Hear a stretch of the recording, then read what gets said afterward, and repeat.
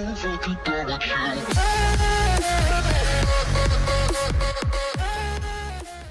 guys, so another kind of more like chilled discussion video, not super in-depth, not a whole lot of editing, just kind of wanting to talk about video game stuff. This time, clearly, we're talking about Starfield, and about whether or not we're going to see this game soon, or see something from this game soon. And this discussion actually stems from a comment left on one of my recent videos where we talk about the unannounced Bethesda game, and talking about Hillary Heskett, who's like the project leader on Starfield. And that whole topic and this video all stems from the fact that Hillary Heskett has an unannounced project on her LinkedIn profile. So the comment left on my video says, if the project lead for Starfield is dropping hints about working on an unannounced project, this tells me that Starfield is about done and is in its final polishing process. Now, I don't know for sure that it's in the final polishing process, because that means the game's pretty much done. It could be, of course. We don't know how far along the game is. We don't know anything about the game, really. We're a couple months away from this game being revealed a year ago, and we still don't really know much about it. Could be that far along, don't know for sure. But the comment makes sense to me, because Hillary Heskett is the project lead on Starfield, and this is a very big release for Bethesda. It's their first new IP in like 25 years. BGS only ever puts out Elder Scrolls and Fallout, and they're finally releasing a new IP after all this time. This is a huge release for them, and the fact that she's the project lead, but also has an unannounced project, tells me that Starfield is probably pretty far along. Something to take note of really quickly, though, is that Hillary Heskett is more on the marketing side of things. She messes with like the art, trailers, social media assets, TV commercials, things like that, the packaging for the games. So a game project is not going to need her entire attention. She's not on the development side of things. She's not sitting at her computer, making assets for video games. She's more on the marketing side of things. But her role is still very, very important, especially now. Like, Bethesda's under the microscope more than they've ever been after Fallout 76, because people were calling them, the worst game developer of 2018. Like, they're comparing them to EA and stuff. So the marketing for Starfield is going to be very, very important now, more than ever. Not to mention it's a brand new IP, and yes, Bethesda is a very big and popular developer, but it's kind of hard to get a new IP off the ground. Like, there's got to be something good about it, so the marketing is going to be very, very crucial for Starfield. But the fact that she's working on an unannounced project as well, and Starfield's going to be very, very important for Bethesda, means Starfield's got to be pretty far along, man. And we know with past interviews with Todd Howard that this is something they've been wanting to work on for a very long time. I don't know if they've said yet when they started developing Starfield, but I'm pretty sure it's an idea that he's had since around Fallout 3, if not before Fallout 3. Now, I'm not exactly sure when they stepped into pre-production and actual production of Starfield. And we also know as of E3 of last year, after they revealed Starfield and Elder Scrolls 6, that the Starfield is actually playable already. Like, it was in production, Elder Scrolls 6 is in pre-production, but Starfield is actually playable. So the fact that the game was playable almost a year ago, I mean, they gotta be far along. I've said it a few times already in the video.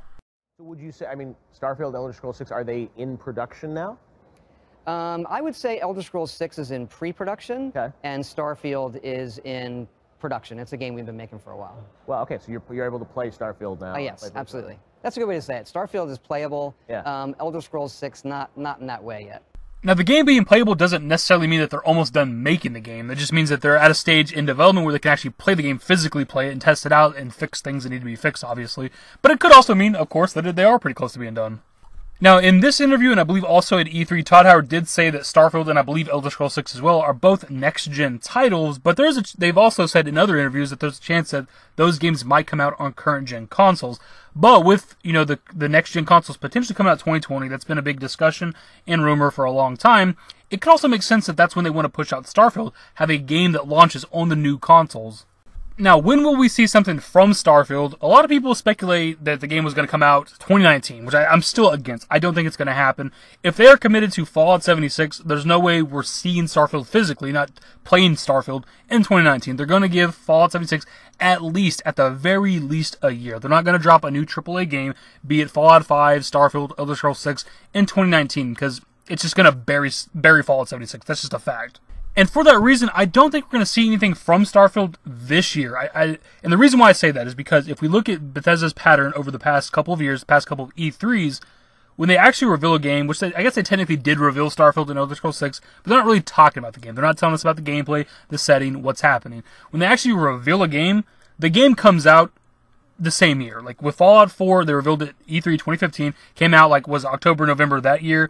Last year, Fallout 76 gets revealed, drops the same year in November. That's their pattern. They want to reveal a game and release it as soon as they possibly can after revealing it. So if we were to see, let's say, Starfield this year at E3, and they're talking about Starfield, the setting of Starfield, what we're doing, the game would almost have to release this year as well, and since that would bury Fallout 76, I don't think it's going to happen. There's also the possibility that this year at E3 they could talk about Starfield, let us know more about the game, but not release it this year to kind of satiate the fans, keep the fans happy, again, because of the reception of Fallout 76. It has its player base. I'm not trying to shit on the game in this video. It has its player base, but it's almost unanimously panned as a bad game, right? So they could maybe talk about Starfield some more this year, because we got a teaser trailer last year. Maybe they'd tell us what the hell the game's about at the very least this year at E3, but still plan to release it like 2020 or later. Like I said near the beginning of the video, it's not a super in-depth or edited video, just kind of more of a discussion, but that comment got me thinking, man, because it's true. Like, if the project lead for Starfield, which is going to be a massive release for Bethesda Game Studios whenever it comes out, has another project that she's working on, it makes you wonder, like, how important is Starfield for them right now? Like, is it so far along that they can work on other things? But as always, I pass it off to you guys in the comment section. What do you think? When do you think we're going to see something from Starfield? Do you think 2019 or 2020? Hopefully you guys enjoyed the video, and if you did, give it a thumbs up, subscribe to the channel if you guys are new, turn on notifications, follow me on Twitter at @TheDashingDavid, at my Discord, links to my social networks are in the description, and in the outro. Later, guys.